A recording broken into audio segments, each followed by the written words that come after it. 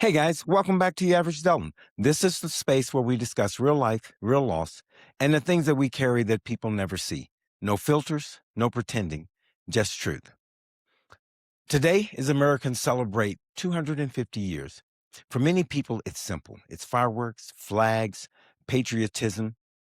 But for many black and brown people, those immigrants that are Americans, it's complicated.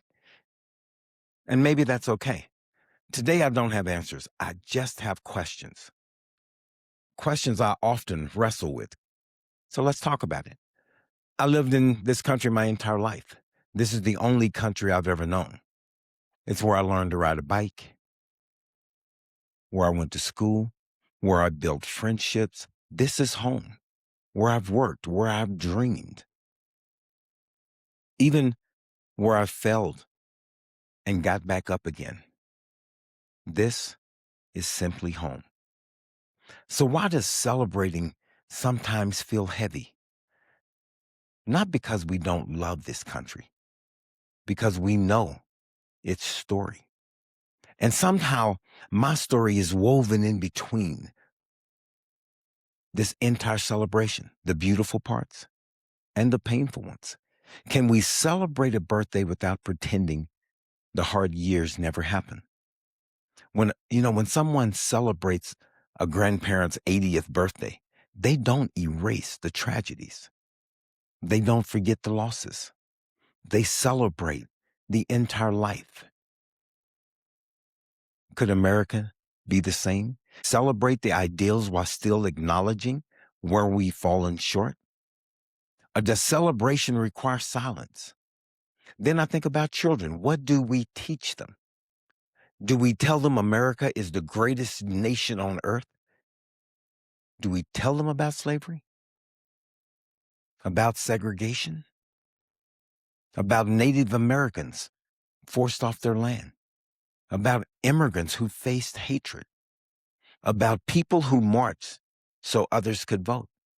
About people who died believing America could become more like the promises written on paper? Do we tell them all of it? Only the parts that make us feel comfortable? Sometimes people want history to be polished, smooth, less uncomfortable, almost as if changing the story changes what happened. But history isn't something we own. It's something we inherit.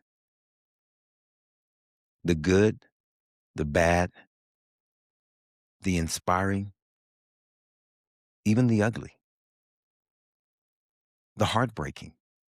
If we remove the difficult chapters, are we protecting our children? Or are we leaving them unprepared to understand the country they're inheriting? On the other hand, do we only tell the pain?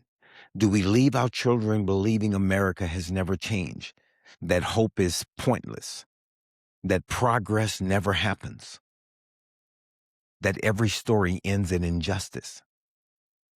That doesn't feel true either, because history always tells the story of courage, innovation, friendship, sacrifice, freedom expanding, people standing together, ordinary citizens changing extraordinary moments.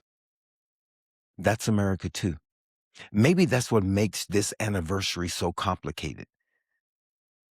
The ugly parts of America are still American. So are the beautiful parts. One doesn't erase the other. Ignoring justice doesn't create unity. But ignoring progress doesn't create truth either. Maybe maturity is learning to hold both realities at the same time. Perhaps loving the country isn't pretending it's perfect. Perhaps a loving country means caring enough to tell the truth, the whole truth, the parts that inspire us, the parts that humble us, the parts that challenge us to become better than we've ever been before. So as America celebrates 250 years, maybe the real question isn't whether we celebrate. It's just how we celebrate.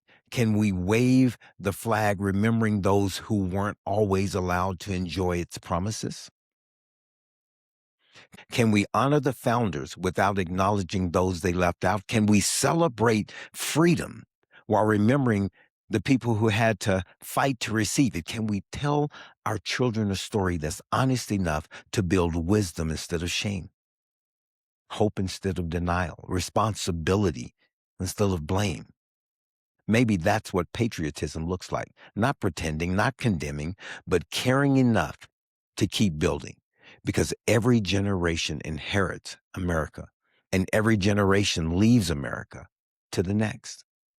So the question isn't simply what America was. The question is, what will America become? As we celebrate this 4th of July, I hope you can celebrate with gratitude, honesty, and hope. Because history isn't something behind us, it's something we're still writing.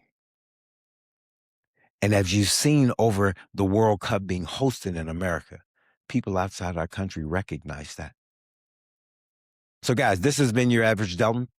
Thanks for listening. Please hit the subscribe button. And remember, your life is the only sermon some people will ever hear. Make it loud. I'm your average Delton, out.